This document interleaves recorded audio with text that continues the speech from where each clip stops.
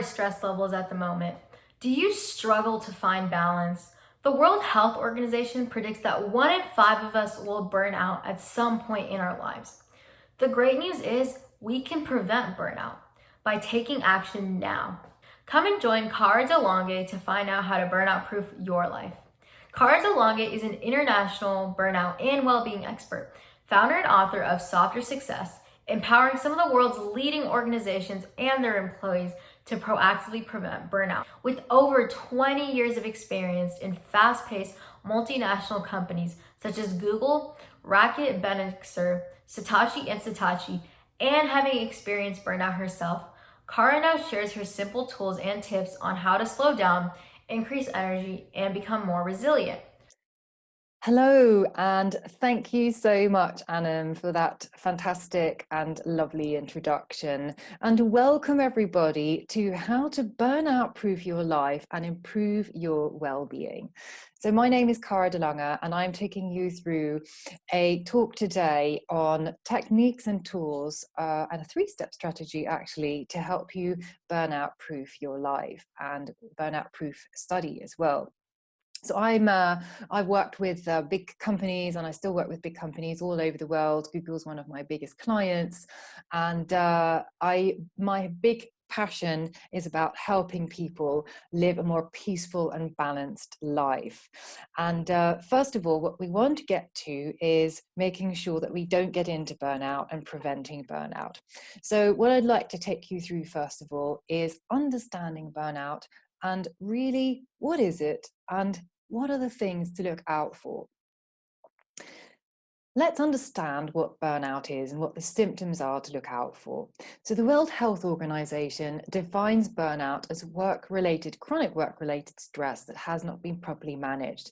But what I found while researching for my book, Softer Success, and working with thousands of people that went through burnout, that it is not always work-related stress that can lead to a burnout. It's often a combination of factors, things such as, we're having personal stress, maybe study stress, in combination with work or other things that can let us go into a burnout. And again, burnout doesn't just happen overnight. It's something that can take weeks, months, sometimes even years to build up. So take a look at this chart here. So where do we want to be? We want to be in the green line. We want to be, alert, decisive, creative, and in flow. But it's when we get to that tipping point, when we're actually on the top of the curve and we're going into jaded, and we're in jaded for a longer period of time, this is when we can see things happening like reduced efficiency. We'll find it more difficult to concentrate. Then we'll go into indecisiveness, irritability, and finally more anxiety, fatigue, exhaustion, and eventually burnout. So we don't really want to get to the bottom of the curve, and we want to stay in our lovely green line of, decisive, creative, effective, and we want to be in flow. Now, I'm working with lots of people and big organizations all over the world to help people prevent burnout. And actually, I'm looking for some volunteers because I'm doing a burnout proof research and study for Softer Success. So actually, if you are feeling maybe a little bit jaded, or you're feeling overwhelmed or stressed, do contact me. I'm looking for 3 student volunteers to work with me for free and to help you live a burnout proof life. Anyway, so going back to the signs of burnout, it's when we get into these red lines that we need to take stock and look after ourselves. Now, what can we do to avoid burnout? Well, here are some things that we have found at Softer Success that really, really can help. We are bombarded with information throughout the day, through our smartphones and social media and the news, and our brains were simply not designed to take on board all of this information, and we're getting into this information overload that's just not good for us, and it is affecting our concentration and is affecting our ability to work effectively. So what you really want to practice is, number 1, deep work. There's a fantastic professor who is at called Cal Newport, who's at the University of Georgetown in the US, and he wrote a book called Deep Work. And actually, we really can only concentrate for 2 hours, and that's without multitasking or distracting. So we really need to make sure that we take time to focus on deep work. And this fits in quite well with our ultradian rhythms. So our ultradian rhythms are the same rhythms that we have at night. So at night we have our circadian rhythms, and during the day we have our ultradian rhythms. And this is linked with our basic rest and activity cycle. And that means that after about every 90 minutes, we naturally need a break. Like our sleep cycle, we have every 90 minutes that we go through a sleep cycle. During the day, we also have something every 90 minutes that we naturally feel maybe a little bit tired and jaded, and we need to give our mind and bodies a little break. So make sure you take time for deep work and not have any distractions around. Set boundaries around technology, maybe set your phone to airplane mode or put it on grayscale or something, but don't get distracted and make sure you have that time. Secondly, plan dedicated joy time. So we don't tend to plan joy, we plan work. But actually, if we plan in our joy, and joy is often more spontaneous, but if we plan in our joy every single day, it can help combat our stress hormone cortisol, because joy brings up the hormone oxytocin, which combats the stress hormone cortisol. And I have a client that I work with that basically he said to me, well, I asked him, I said, what brings you joy? And he said, well, I don't know, maybe watching a movie with my son. And he found out, there's this really busy guy at a top company, and he had just kind of let that go. And he was traveling all the time. Now he's not traveling as much because of the pandemic. And he actually now plans in watching a movie with his son a couple of times a week. So plan in your joy, but this can be anything. It can be, your 5 to 10, you're a lot of people at the moment here in the UK, we're going into another quarantine. So people are, shops are closing, bars and restaurants are closing. So some activities are limited. So I'm getting some of my clients to actually more get outside and enjoy some of nature. And, that's the joy moment for some of my clients. So think about what your joy is. Number 3, write your future script. So this could be like a letter to yourself. It's a sort of positive reframe, really, setting your positive intention. And this could be a letter to yourself, such as, I'm so grateful that I managed to combine my studying with the job that I have on the side, and I stayed peaceful and relaxed and joyful during this time. And I got to the end of the year feeling really peaceful and really relaxed, and not how I would normally feel. Normally I'd be all, racy and sort of tired. And then you sign this future script with a date. So maybe put 31st of December. And keep reading this to yourself. So what you're doing here is you're programming your brain to think in a more positive way. And your brain ultimately starts to believe it. So number 3, write your future script. And number 4 is make micro changes. So we don't tend to, as human beings, we struggle with the big changes. So how people at the end, the beginning of January, they set all these New Year's intentions, and I want to get really healthy and go to the gym more and get better exercise. And most of the time people stop this after about 3-4 weeks because the changes are too big. But what you want to do is make little micro changes in your life. So it could be things such as, get present in the moment. So while you're brushing your teeth, like, what are you, being more mindful? Or could it be doing those 5 minutes of exercises while you're getting your breakfast ready? Could it be dancing to music or anything? Make sure that you set your micro changes and take time, at least 5 minutes, to give your brain, and so your mind and your body, a rest. So there we go. Now I want to talk to you about the 3 ways to burnout proof studying. First of all, be present, recalibrate, and take action. And to get present, I'd like to share with you this lovely method called the Apple method. And this is a way to help you deal with anxiety and worries and bring you back into your body, because we spend so much time in our minds. So first of all, A, acknowledge when you're feeling fearful or uncertain, and notice that coming up. P, then pause. So don't react as you would normally react. Often we go into, oh no, I'm feeling anxious and worried and I shouldn't be feeling that way, and then you can make it worse. But by pausing and taking a deep breath, it just gives us that moment, that second, to then be able to, again, pull back and to notice that these are your thoughts and we are not our thoughts. This is just your worry that's talking, okay? Then L, let go. And with my clients, I like to use an analogy of letting go of balloons that they're holding on to. So those are the thoughts or worries. So let go of that thought and feeling and know that it will pass. And finally, E, explore the present moment. So get back into your body by doing something like this.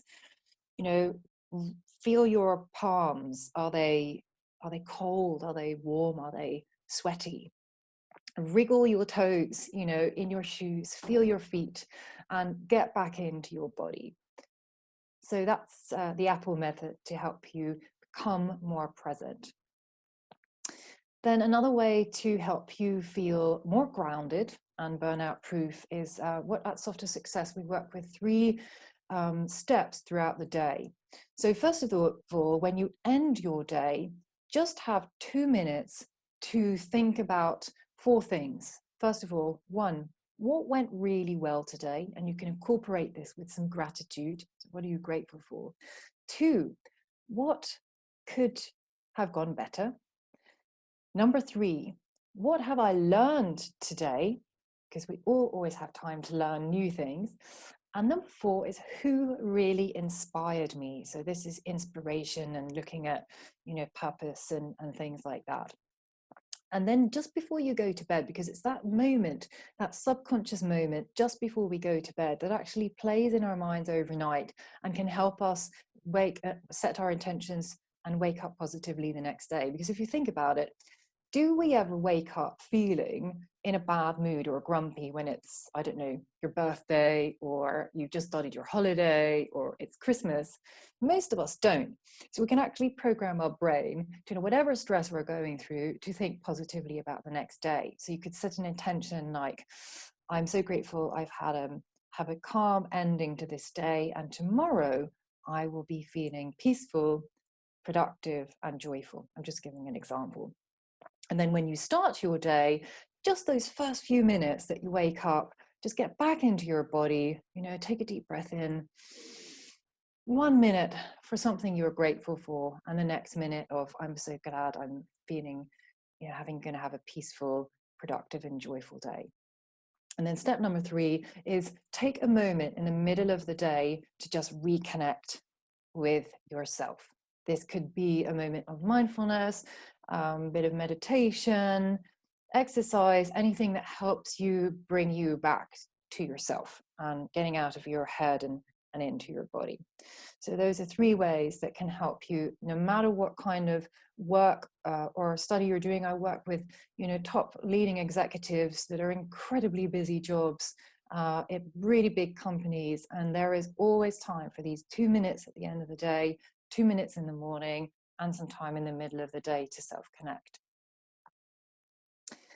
Number 2, so we've talked about getting present in the body. Now I want to talk to you about recalibrating and how the fact that we hold stress in our bodies, right? So our bodies are, and we can use our bodies to release the stress as well, which is really great. So exercise is a fantastic way to do that. You see animals shaking off. So that's why I put this picture of the horse there. Animals actually shake off stress or trauma. We as humans can do it too. So again, if any of the volunteers that want to work with me, I will take you through a process on how to release the stress by something like shaking, which is really, really effective. But other things that can help are obviously exercise, having a good laugh. We may be at distance from friends and relatives at the moment, but still chatting to people, watching something that makes you laugh, and taking 2 minutes of deep breathing to give our brain the signals to be back in that thriving state. So deep breath in and out. So recalibrate. And finally, take action to live a meaningful life. You may have heard of the jar of life, the jar where you put the golf balls in first, things like your health, your hobbies, your family, your friends, all of the things that matter, that are important, and start with that first. And make sure that you're living a values-based life as well. So we live in a really, really goals-focused environment where we are, working towards the next goal. So I want to have the perfect job. I want to have the perfect body. I want to have the perfect house and life, and goal. But we want to make sure that we're focusing on our values at the same time. That's extremely important. And if you want to prevent burnout, you want to also make sure you're working towards your purpose and values. So let me give you an example. Imagine there are two kids, a family actually, they're driving to Disneyland. And the two kids are in the back, and one of he's really goals focused. So he is, when am I going to get there? When are we going to get there? I want to do this ride at Disneyland. When are we going to get there? So he's goals focused. The other kid is goals focused because he wants to get to Disneyland too, but he's also values focused. So he's enjoying the journey. He's curious. He wants to have fun. So he's looking out the window and he's thought up of a game of counting all the cars that are blue in different blue colors. He's looking out what there is there. And he's having fun. He's curious. He's having fun. He's grateful. So just remember that on your journey towards your goals, make sure that you take time to enjoy that journey and, time out for your values as well. So get present, recalibrate, and take action. And finally, I want to share with you some strategies to help strengthen resilience, because we're not all born with resilience. Resilience is something we create during our life. I want to share with you another story on that. So there were the Mount Sinai Hospital in New York did some research on prisoners of war from the Vietnam War. And these guys had been kept in small prison cells for years. And what they found is they come out actually quite resilient. And why have they come out quite resilient? Well, first of all, they'd made connections. How did they make connections though? Because they were in prison cells, they couldn't speak to each other, they couldn't see each other, they couldn't, communicate, talk to each other. But what had they done? They had developed a tapping mechanism, I'm not on the wall to be able to actually connect with each other. So that was number one. Then they had also, and acceptance was really big for them. So they were, one of the things that I'm finding in my work at the moment is that people are feeling extra anxious and worried because about the pandemic is because they can't accept it. Oh, why do I have to stay inside again? And why do why is this happening to us? And why can't we just, go back to normal? And there's this resistance. But if you accept that actually this is the way it is, and this is what these prisoners awarded, they accepted this is where we are, this is what we're going to do about it, and we're going to get through, right? So they had also a realistic, optimistic outlook. That's not your kind of Pollyanna outlook and everything's going to be fine. No, it's realistic. Like, we're here, this is where we are, this is our situation, we're accepting it, this is what we're doing about it, we've developed this tapping mechanism to connect with each other, and we're going to get through it, right? So that's 3 ways that we could also strengthen our resilience, even if we can't see, the people that are important to us and give them a hug, we can still stay in touch. So these guys can do it. We can definitely do it too. So other things to take stock of are learn, because you may well have been resilient in your life before, learn from situations in the past. Take note of self-care. So it's really important. And one thing I want to say here is set your boundaries around technology. It's really important. If you want to prevent burnout, you've got to set boundaries around technology. Don't be in your smartphone all the time. Take breaks from it and set boundaries around it, so that your brain and your body actually have time to rest. Then make sure that you're moving towards your goals, but in a values-based way. So move towards your goals in a values-based way. So enjoy the journey as you go along and take small steps of action each day. So little things can contribute to a lot. Now, finally, I wanted to share with you, so some of you guys may be studying, some of you guys may already be at college, some may be combining work with studying. And I just want to share with you some tips to set you up for the future and to become a successful employee when you do get into work. And the first thing is, don't run too fast. And I don't mean literally running. I mean, give your 100% at work, but please don't put in, 200, 300%, because it's not sustainable. And over time, you're going to burn yourself out that way. So give all of your best, but take care of yourself at the same time.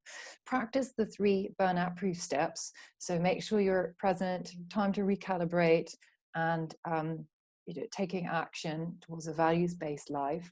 Make sure you take those times at the end of the day, the beginning of the day and the middle of the day, to look after yourself. And also remember that it's okay to not be okay. So don't say yes to everything. Please also learn to say no. And again, that's something that may take a little bit of practice. It's not always easy for everybody, especially when you're first new in a job. But I can tell you that businesses are changing rapidly, and well-being is slowly becoming at the forefront of organizations. I'd like to see it more. I'm on a big mission to get it there, where employee well-being is at the heart of the organization more than anything, and it's not as results driven. But remember that we're all human, right? So we all have our good moments and we all have our not good moments, and in a workplace that needs to be the same as well. So thank you for joining me today.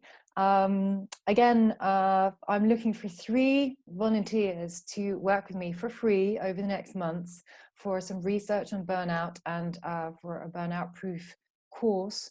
And I would really love to help you if you're feeling stressed or overwhelmed. So if you are, please email me, cara@softestsuccess.com, and we'll look to work together.